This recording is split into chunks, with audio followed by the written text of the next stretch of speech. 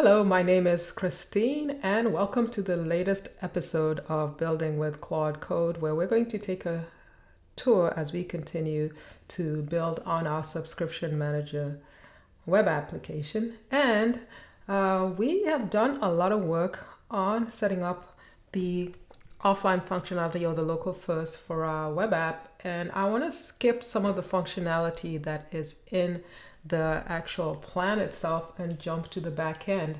So we did make some good progress. We haven't implemented search, and probably a good idea to do the test functionality, but I'm kind of getting antsy, so I want to go into the back end setup.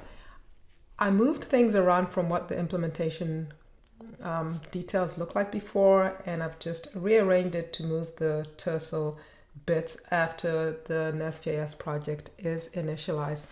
So let me go ahead into Claude Code, and basically we've gotten a bunch of things done. That's where we left off, and we are just going to go ahead and start afresh. So I'm just gonna clear the conversation history so that I can get started, but I'm actually curious to see what it's cost me so far. It says $1.66. All right, so let's get started with the backend. So I am going to tell Claude that I want to move into the backend setup portion of the implementation plan and see if it's able to see where we are going with this. So it's able to quickly find the documentation. It didn't have to do too many searches. Again, this is because we've added it in the memory. So it's reading the information that I've had in the to-dos, and as it goes ahead and gets started. So first it's, let me just make sure that it's doing it in the backend directory. I'm not sure that it knows that. So let me just make sure this project is in the backend folder. All right, just making sure that it does the right thing here. All right, so go ahead, make that directory, and then it'll go and initialize that new project. Yes, we definitely want to proceed with that. So let it do its due diligence. We'll be back. Okay, so it's done the first thing. It's configuring ESLint. Already has ESLint and Prettier, but let's configure them to match our front end. It didn't have to match it, at least the Prettier should, but I'm not sure about the other ones.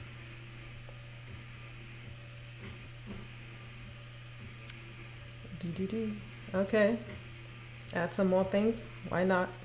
Say yes. Go ahead. All right, definitely good to match the front end and back end Prettier.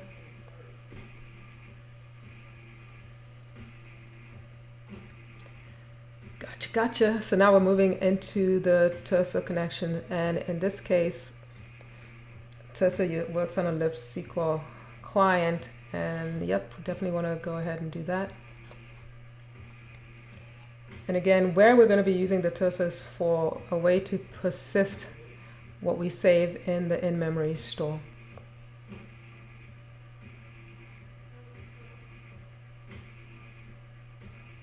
Okay, that's new.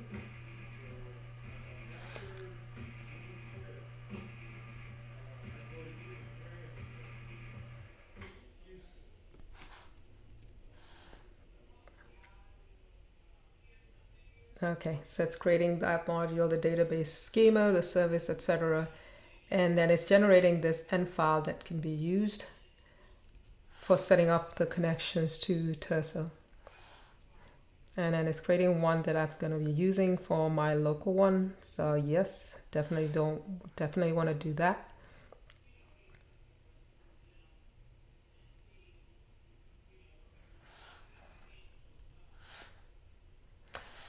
Okay, as it continues to do that, we're gonna jump off for a little bit.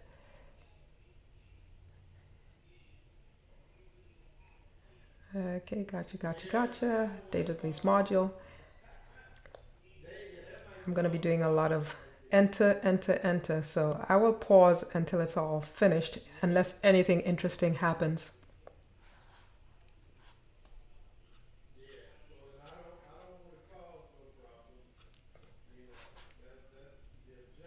All right, pausing. We'll be back. Just coming back to show you that it's setting up a SQL for the subscriptions and other information.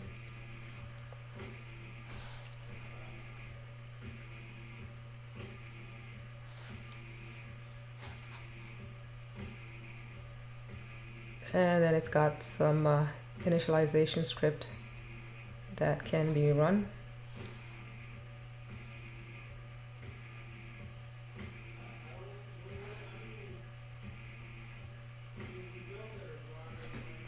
This is where you have soft elevator music. And I think everything is probably not as interesting if you're very much familiar with Nest. And so Nest is just like similar to Node, but it's tightly typed. So a lot of these things should be very much familiar to those who are used to it.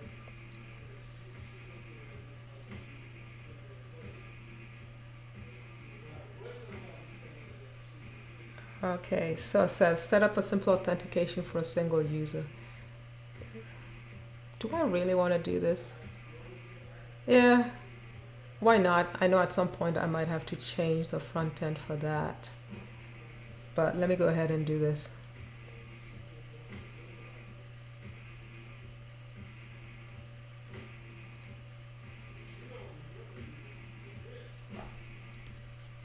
And so this is stuff that could be related to if somebody logs in from the front end, they'll be able to get to the back end maybe through saving some password or some session token. So in this case, user email and password, and it's putting it in the end file, which is I guess not too bad.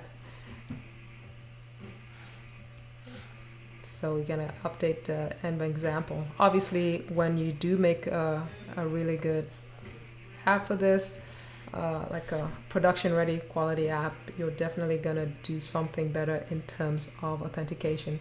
And we might do this probably after we're done with this video series and just harden it a little bit more. So creating that users table with some information about the email and the password, and then the authentication information. And for those who are potentially new to NestJS, the DTO, it just enforces what the input and output is going to look like. And for example, it might check if you are supposed to bring in a username and password. It'll make sure that the username is potentially text or email, or whatever it is that it needs to happen.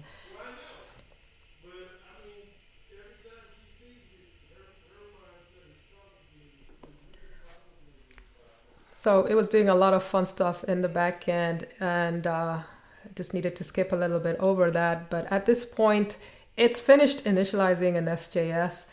It's configured the linter and the formatter to match what's in our front end, and it's also created a database module for connection, designed the schema which is matching TinyBase, and it set up some simple authentication for just one single user. And so the next steps would be just to create the API. So this is a good time to pause and potentially just ask this, potentially just get set for the next step. But I just wanted to just maybe update the implementation plan with completed details. I probably meant to say items. All right, so it's going to do that, and then I'm going to have it check in and commit the code. And then we should be ready for the next step, which is the fun stuff, which is actually adding the API to get data from the front end potentially to the back end. And then later on, we are then going to add in a way to sync stuff that is saved in memory storage and through the back end to the database. So as we let that continue, just like doing the due diligence and the cleanup, just thank you for staying tuned into this particular episode. We got a lot done. There's obviously a lot more to do. And I might skip some of the items because there might be nothing new that I'm teaching you related to Claude Code. But definitely we'll be checking in a lot of this information when I make it available so that you can see some of the work that was done. But looking forward to the next episode. Hope you'll join me as we continue building this web application and doing it with Claude Code. Thank you so much for staying tuned.